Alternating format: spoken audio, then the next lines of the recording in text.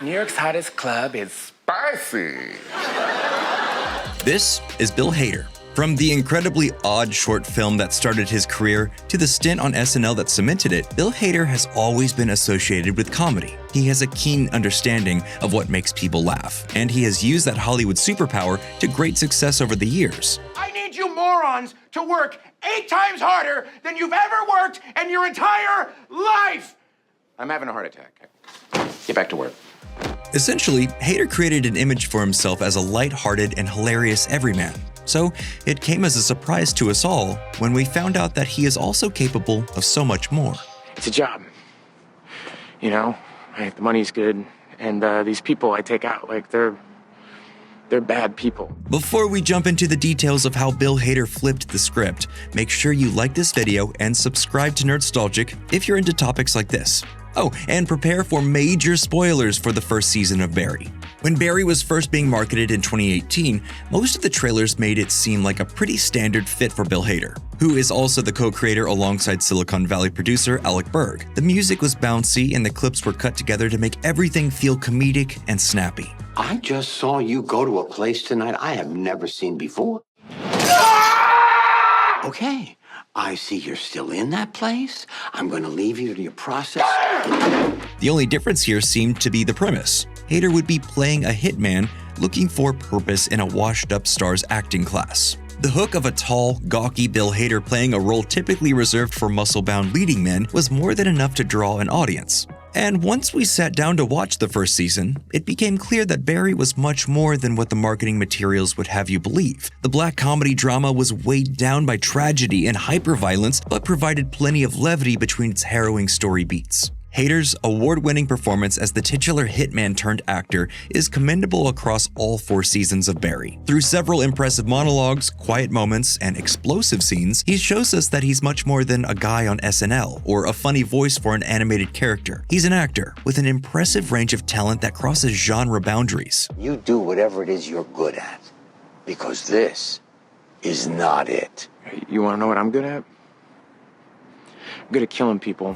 But there was one specific moment in Barry that stands out, one where we had no choice but to take Bill Hader seriously, and it shows up on Shakespeare Night in the 7th episode of the first season. Loud, fast, and keep going doesn't seem too out of the ordinary on its surface. There's the fallout of the poorly planned attack on the Bolivian gang, Barry murdering his friend, and the definitely equally high stakes of an acting showcase. This is fairly familiar territory for the show as Barry struggles to break free of the criminal underground and live out his more legitimate and less murdery dreams. But episode 7 takes things to a new extreme. We're Marines, you know? They're criminals. What do you think we were doing out there? What do you think I do for a living, Chris? After an already chilling scene in which Barry shoots Chris in an attempt to maintain his cover, he goes directly to Cousineau's class. While Barry only has to deliver a single line during Sally's monologue, his less than stellar acting abilities have everyone around him doubting whether he can pull it off. Barry, however, has other things on his mind. In a behind-the-scenes interview with HBO, Hader confirms that Chris's character was essentially just a representation of who Barry wanted to be. When he decided to kill Chris, he was also symbolically killing the part of himself that could imagine being a wholesome husband and father. I didn't want to kill a Marine. I'm not going to kill a Marine. And because of that, now he has to kill the Marine. So in Barry's mind, this act of murder he has committed is doubly grievous. And Hader brilliantly puts that turmoil on display.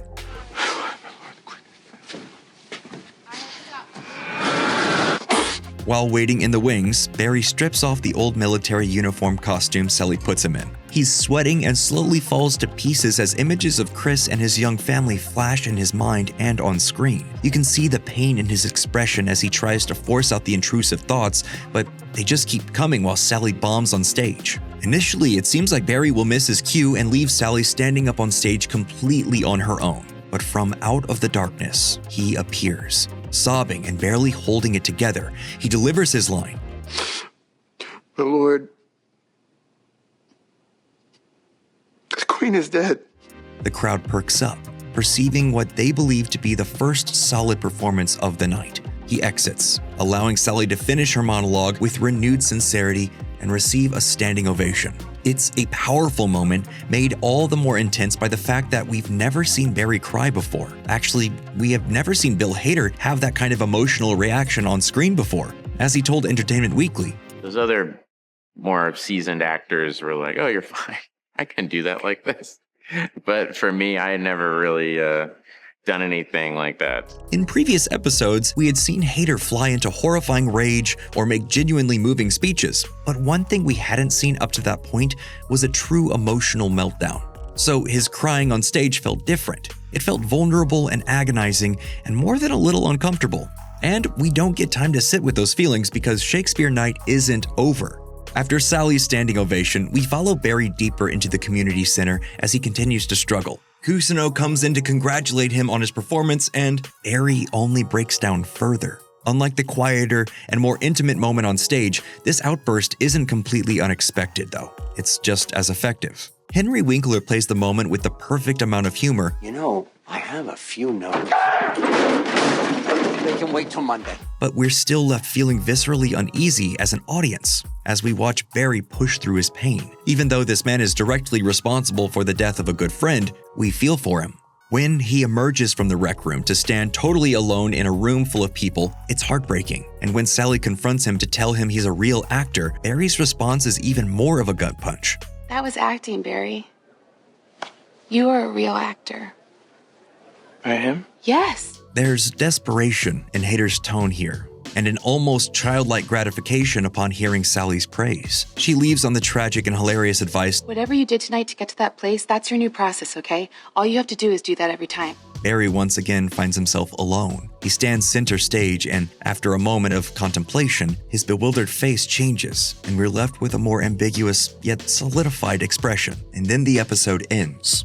Because of his inner conflict, we as an audience don't know what Barry is thinking at that moment. He's more of a wild card now than ever before. It sets up the final episode of the season perfectly, and that conflict only escalates through the rest of the show. But it all starts here. And Barry is the one responsible for stirring up all these feelings. So this is the part where we remind you that up to this point in his career, Bill Hader was best known for doing stuff like this. I'm a first-time caller, so I don't know if anyone has ever mentioned this, but that guy Greg is an alien, right? Greg is not an alien. It's easy to dismiss comedic actors as shallow, lowbrow performers that are only good for a laugh, especially when the person in question is Stefan. Well, they have a Jewish Dracula. Oh, what's his name? Sidney Applebaum. With Barry, Hader didn't just do a surprisingly good job.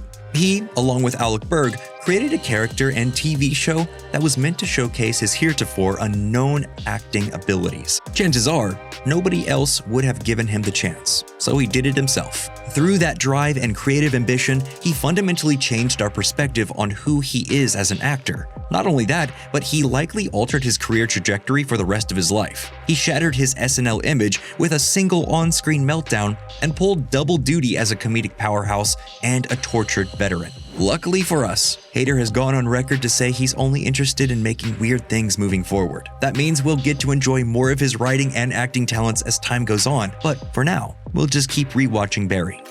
Thanks so much for watching today's video all the way to the end. If you liked what you saw, be sure to let us know by hitting the thumbs up and subscribing to Nerdstalgic so you don't miss out on our latest releases.